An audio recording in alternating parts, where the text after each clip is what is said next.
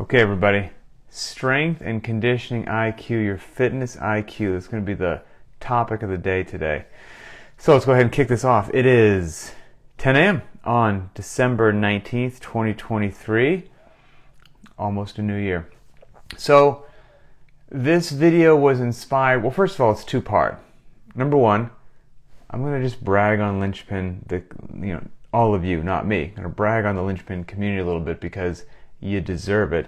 And then B, we'll just talk about why fitness IQ or your strength and conditioning IQ, whatever you want to call it, is absolutely so mission critical.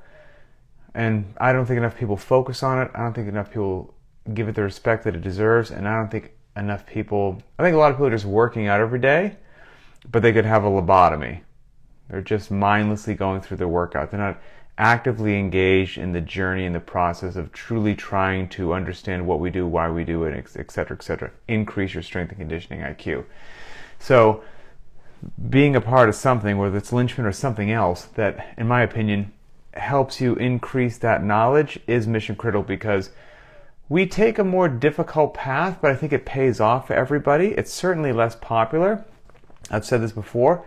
A lot of people would rather just be handed a well-prepared, beautifully seasoned piece of fish every day than take the time to learn how to fish, to be taught how to fish for themselves, so that no matter what happens, they know the process, they understand how to do it. That takes a lot longer than you shutting your brain off every day and somebody saying, hey, you don't even have to think, just do this. You don't have to think, just do this. Well, eventually, whatever you're being handed each day is not going to fit you perfectly. For whatever reason, you tweaked your knee skiing.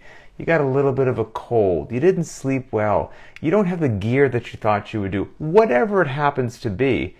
And then you're going to have to use your brain. If you haven't prepared yourself for that, you could potentially make a bad decision. And so anyway, we're the whole teach you how to fish camp, which again, it takes longer, but it's worth it. And I saw something in the private Facebook group the other day and in the BTWB squads feature that sparked this whole video. And I will say that very frequently, I check the Facebook group like a couple times a day, same with the BTWB squad, the Linchpin squad, and there'll be a question that's asked about, you name it, whatever it is. And I then tap on the comments to answer whatever that question is, and this happens all the time. My mind is blown by the answers from the people in the community, not from me, from the people in the community. And I read their suggestions and answers, and then I basically just go, yeah, it's a great idea, actually. That's a great substitution. That's a great modification. That's a very intelligent whatever.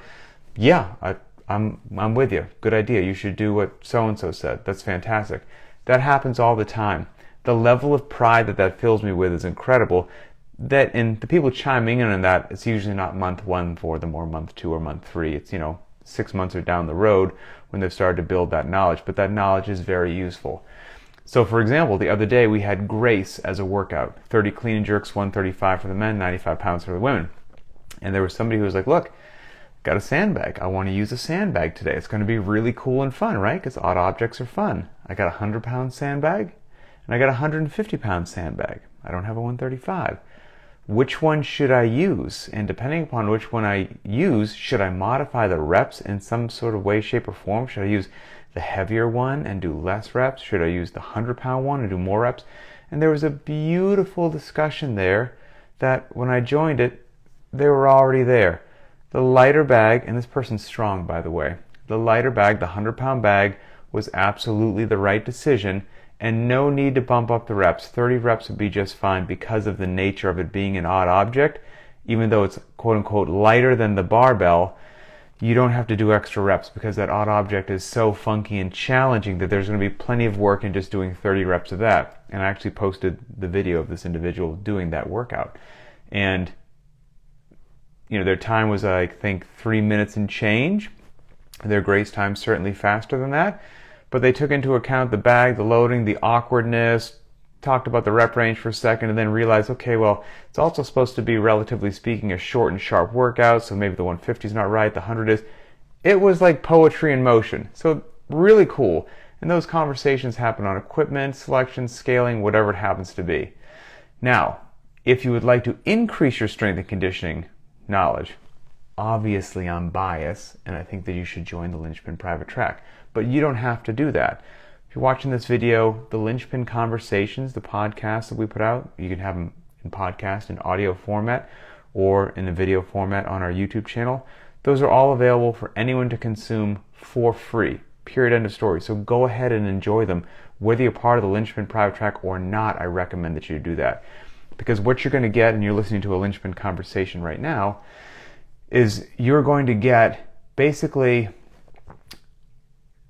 unfiltered truth, no nonsense, no fluff, what's on my mind, and then based upon the Ask Me Anythings, what's on your mind, in one format that just, it takes all the, you don't have to waste your time.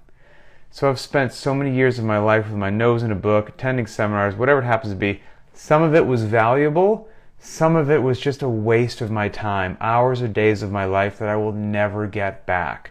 Full of fancy words, sounded great, triple word score in Scrabble, didn't move the fitness needle forward. And then all of this is distilled down to what actually works, and you get that in the Linchpin Conversations.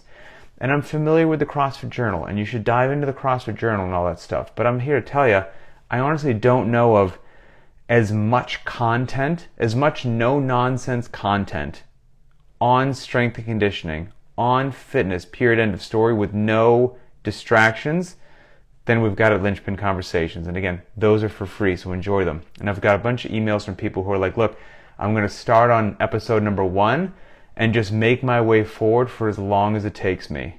Which, if you do that, I don't think you'll have any questions to ask me during an Ask Me Anything, to be quite honest with you.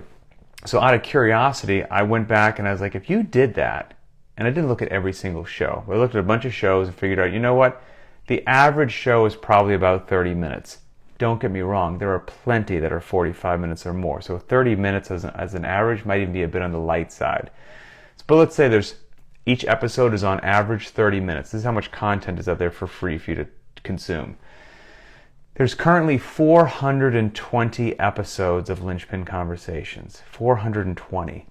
If each one is on average 30 minutes long, likely longer, that is currently 12,600 minutes of educational content. 12,600 minutes. That is 210 hours. That is 8.75 days. 8.75, let's call it 9. 9 days of non-stop content. So you sit down, start listening or watching, don't sleep a single second, and then 9 days later you'll be done. That's ridiculous. And that's just what's out there for free. Now, if you're part of the Linchpin Private Track, you also get a daily video talking about the nuances of the day's workout, the prescription decisions that you should make, etc., etc. So that's 5 workouts a week, so 5 videos, a video for each day, 52 weeks a year. That's another 260 videos each year on top of what I just said. And then there's also every Friday we put out the modulating intensity video discussing how you should modulate intensity, because high intensity every day on every workout is a horrible decision for most people. Low intensity has value, moderate intensity has value, and high intensity has value. And that video discusses that. It's 1 a week. So there's another 52 videos. So that's ridiculous. I encourage you to dive in.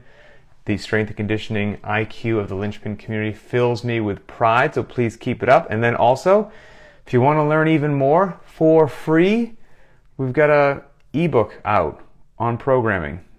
Just released it, I don't know, about a month or so ago. It's free. Don't need to pull out your Visa card or whatever. Just go to CrossFitLinchpin.com, click the tab marked ebook, and download it for free. 52 pages long, how to program strength and conditioning workouts biased for fitness, and it covers the creation of an entire 4-week block from start to finish and all the decision making that went into that. So, between all of those resources that I just said to you, the overwhelming majority of them totally available to you for free on the interwebs. I hope you check it out with the goal of just increasing what you know about strength and conditioning, because the more you do that and the more you teach yourself to fish instead of relying on somebody else to hand it to you, it's going to serve you well. you find yourself in a hotel with odd gear, whatever it happens to be, you'll know how to make a great decision for your fitness and your knees, your back, and your shoulders. So keep doing what you're doing. Linchpin, you're awesome. You make me very proud, and we'll talk later.